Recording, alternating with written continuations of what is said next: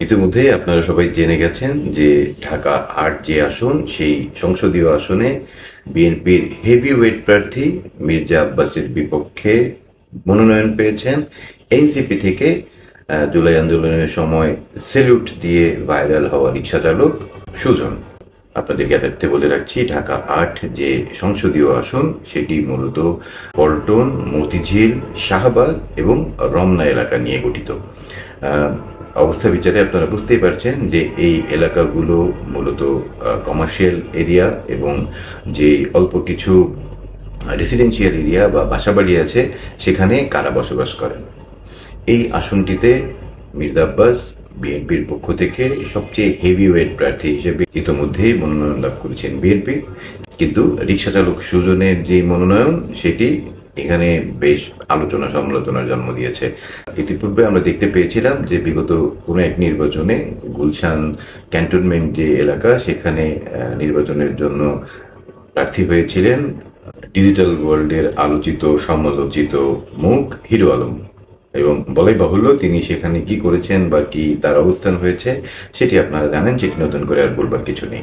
কিন্তু এখন রিক্সা চালক সুজনের এই অতি গুরুত্বপূর্ণ যে আসনটি, কমার্শিয়াল এরিয়া এবং সমাজের উচ্চবিত্ত মানুষরা মোটামুটি বসবাস করেন যে এলাকাতে, সেখানে প্রার্থী হওয়া বেশ উৎসাহব্যঞ্জক। হয়তো এই সাহস অনেকেই করে উঠতে পারবেন না। রিক্সা চালক সুজনকে সেই সুযোগ করে দিয়েছে এনসিপি।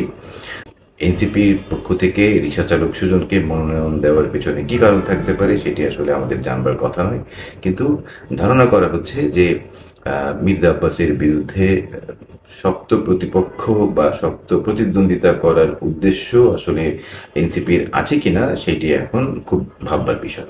আবার কয়েকদিন আগে ছাত্র উপদেষ্টা আসিফ মাহমুদ সজীব ভুঁইয়া বলেছিলেন যে ঢাকায় নির্বাচন করতে ১০ কোটি টাকার মতো লাগে। তো এনসিপির যে প্রার্থী সুজন, রিক্সা চালক সুজন, তাকে এই ১০ কোটি টাকা আসলে কে সরবরাহ করবে? এনসিপি নাকি রিক্সা চালিয়ে এই সুজন এই ১০ কোটি টাকা ইতিমধ্যে সংগ্রহ করেছেন? তো অবস্থা দৃষ্টে এই ব্যাপারটি অনেকের কাছে হাস্যরসাত্মক মনে হলেও এটি মির্জা আব্বাসের জন্য বেশ ব্যক্তি ইমেজ সংকট তৈরি করতে পারে যে তার বিপরীতে প্রার্থী হয়েছেন একজন রিক্সা চালক ঢাকা শহরের প্রেক্ষিতে। রাজনীতিতে একটা কথা খুব প্রচলিত যে এখানে শেষ বলে কিছু নেই, কিন্তু তাই বলে ঢাকা শহরের মতো একটি গুরুত্বপূর্ণ জায়গায় একজন রিক্সা চালক যিনি ঢাকা শহরের বাসিন্দা নন, ঢাকা শহরের বাইরে থেকে এসে ঢাকায় তিনি বসবাস করেন এবং দিনমজুর হিসেবেই তিনি কাজ করেন। তো বাংলাদেশের সংসদীয় গণতন্ত্রের যে ধারা, সেখানে তিনি কতটুকু নিজেকে মানিয়ে নিতে পারবেন সেটি হচ্ছে দেখার বিষয়।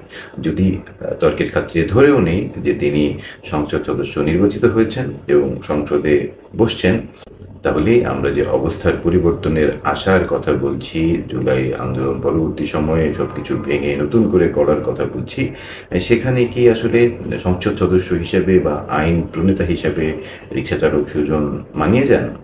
সে বিষয়ে কিন্তু এখন প্রশ্ন করা যায়।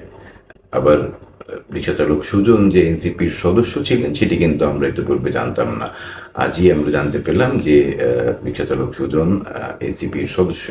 তো এনসিপির সদস্য মানে একটি রাজনৈতিক দলের সদস্য তিনি হতেই পারেন, কিন্তু সেখানে নির্বাচনে তিনি প্রতিদ্বন্দ্বিতা করতে চান এমন আগ্রহের কথাও আমরা কোথাও শুনতে পাইনি। তো এনসিপি এই যে রিক্সা চালক সুজনকে মির্জা আব্বাসের বিপরীতে দাঁড় করিয়ে যে রাজনৈতিক একটি খেলা খেলবার চেষ্টা করছে, সেটিতে তারা কতটুকু সফল হবে সেটি আসলে নির্বাচন পরবর্তী সময় শোনা যাবে। কিন্তু প্রার্থী হিসেবে মির্জা আব্বাস এটিকে কিভাবে নিচ্ছেন সেটি সম্পর্কেও তার মতামত জানতে পারছি না। জানতে পারলে হয়তো ভালো লাগতো। আপনারা কি মনে করেন, মির্জা আব্বাসের বিরুদ্ধে রিক্সা চালক সুজনের এই এলাকায় বিজয়ী হওয়ার সম্ভাবনা কতটুকু?